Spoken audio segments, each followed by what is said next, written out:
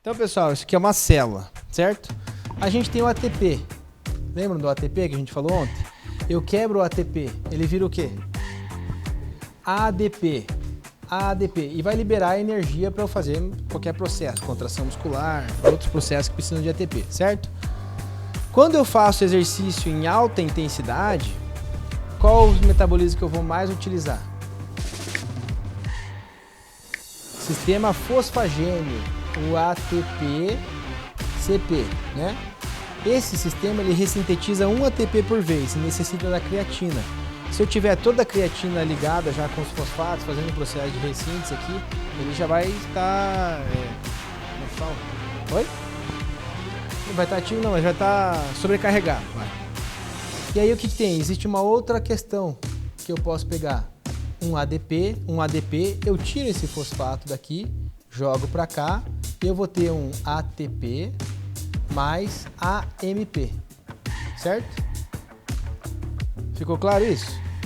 Sim? Então eu tenho de uma adenosina de fosfato com outra adenosina de fosfato, eu vou fazer uma adenosina trifosfato e uma adenosina monofosfato. Existe uma proteína intracelular AMPK. Essa proteína ela é ativada com aumento da concentração do AMP, então eu ativo ela. Ela é assim, ela é sensível a esse aumento, certo? Eu ativei a AMPK. A AMPK ela ativa uma outra proteína aqui, ó. Lipase hormônio sensível. O que a lipase hormônio sensível faz? Exatamente quebrar o triglicerídeos em ácidos graxos e o glicerol. Sim? E ela também tem um outro fator aqui, ó. Ela trabalha numa outra proteína que é a PGC1-alfa, não precisa lembrar desses nomes, que vai lá no núcleo e estimula a biogênese mitocondrial. O que é biogênese mitocondrial?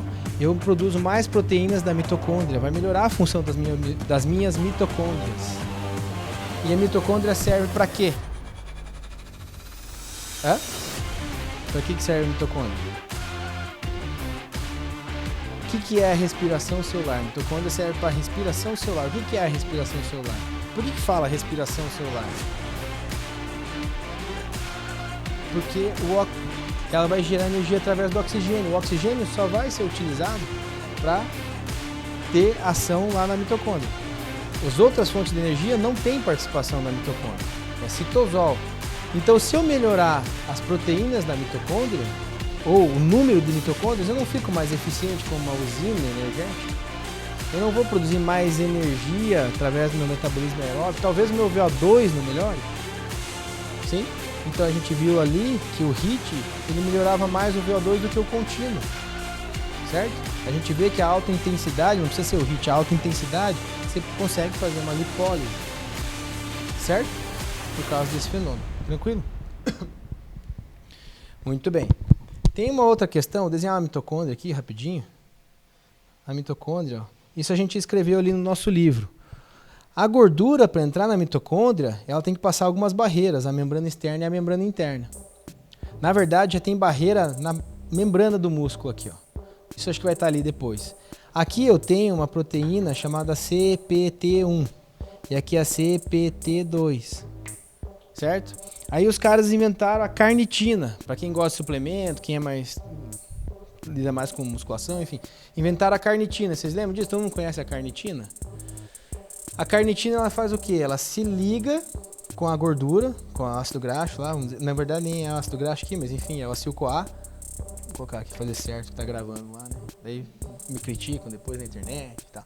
Então a carnitina se liga aqui, esse cara aqui, ele reconhece a carnitina e consegue abrir a porta para ele entrar. Aí esse cara aqui reconhece e abre a porta para entrar. Daí entrou aqui dentro a acil-CoA, faz parte dos processos aqui, tá? Beleza? Não adianta eu tomar carnitina se eu continuo com o mesmo número de porta. Não faz sentido. Eu tenho 2 portas, tenho 1 milhão de carnitina. Vai entrar 2 por vez. Não vai resolver o problema. Sim? Agora voltaram, daí foi proibido. Agora voltaram a usar carnitina, não sei porquê. Eu realmente desconheço, tá? Deve ter algum outro fator aí. Mas ficou claro isso aqui? Questões metabólicas celulares pra gente conseguir a maior lipólise. Lipólise significa que eu quebrei a gordura. Se eu não fizer mais nada, se eu não for utilizar isso aqui, chegar em casa e comer uma puta de uma macarronada, esse ácido graxo ele passeia na corrente sanguínea e volta para cá. Se esse açúcar não for utilizado, vai converter para gordura e você vai estocar essa gordura. Não sei se ela mas o diabetes, vocês podem observar que ele tem uma tendência a ganhar peso também. Né?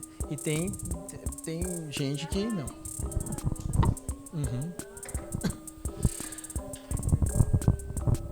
Qual o hormônio mais anabólico que a gente tem? Insulina. Ele quer construir, quer guardar. Por isso que você guarda açúcar, engorda e por aí vai. Qual o hormônio mais catabólico que a gente tem? Cortisol. Né? A gente tem uns loucos que tomam insulina e vão treinar. O que acontece? Vamos falar um pouco desse processo, até se quiser filmar um outro vídeo, tá? Sobre o processo da endocrinologia. Pessoal, vocês lembram do mecanismo de biofeedback? Ou feedback lá antecipatório, retroalimentação positiva, negativa? É o seguinte: no seu organismo tem quimiorreceptores, principalmente na corrente sanguínea. Eles percebem a quantidade química de alguma substância, certo? Então, você liberou o hormônio insulina. Esses quimiorreceptores percebem, uma via aferente vai lá, interpreta, manda a mensagem para uma via aferente, interpreta, a via eferente chega lá no pâncreas e fala: pâncreas, não secreta mais. Porque já tem uma quantidade de insulina. Isso acontece com a glicose. Eu tenho uma hiperglicemia. Essa mensagem chega no pâncreas, libera insulina. O açúcar está muito alto, certo? Eu tenho uma hipoglicemia. Essa quantidade é percebida no sangue, chega lá no pâncreas, células alfa, libera o quê? A quantidade de sangue está baixa. Vou liberar qual hormônio? Glucagon. O glucagon faz a quebra do glicogênio para a gente ter mais açúcar na corrente sanguínea. Por que eu tenho que ter açúcar na corrente sanguínea? Não posso zerar. Porque aqui só usa açúcar como fonte de energia, ou prioritariamente. Cérebro, encéfalo, só açúcar. Não adianta dar gordura para ele. Ele só quer consumir açúcar. Então, sempre vai ter alguém percebendo. Tudo no nosso organismo é assim, certo? Temperatura. Teve alteração de temperatura?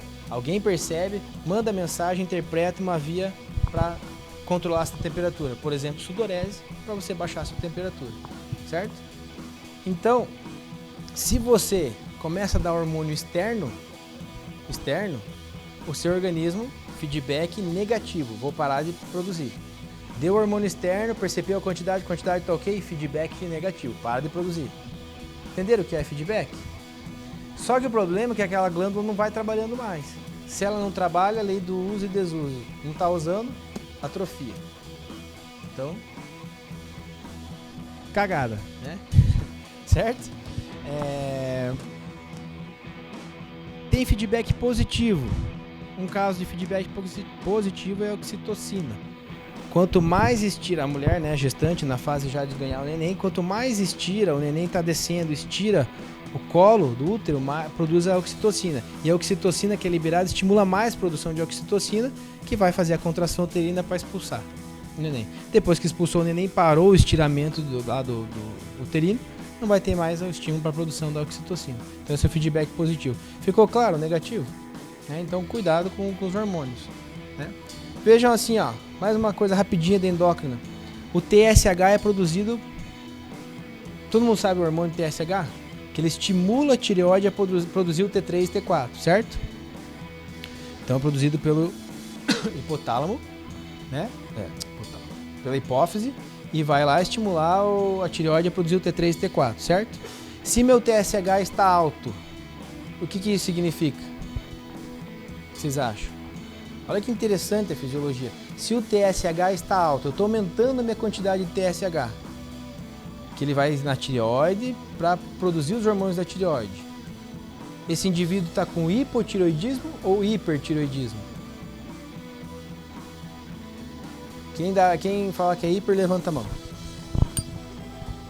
Se o TSH está elevado, estimulando T3 e T4. Oi?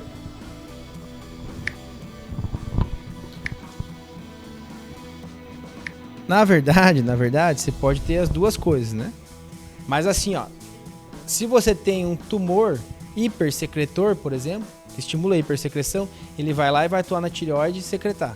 Mas pelo mecanismo de feedback, pensar naturalmente, eu não tenho nenhuma condição assim. O TSH está aumentado porque a tireoide não está funcionando. Por feedback, o organismo está aumentando o TSH para estimular a tireoide a produzir mais hormônio. Então percebeu que o hormônio da tireoide está baixo e o TSH fica alto. E o hormônio da tireoide continua baixo, você tem hipotireoidismo. O teu TSH está alto, você tem hipotireoidismo. Nesse caso, o TSH pode estar alto, a tireoide pode estar funcionando e daí ter o hipertireoidismo, né? Como eu falei no caso, enfim. Ficou claro? Beleza. Então, na insulina é mais ou menos isso.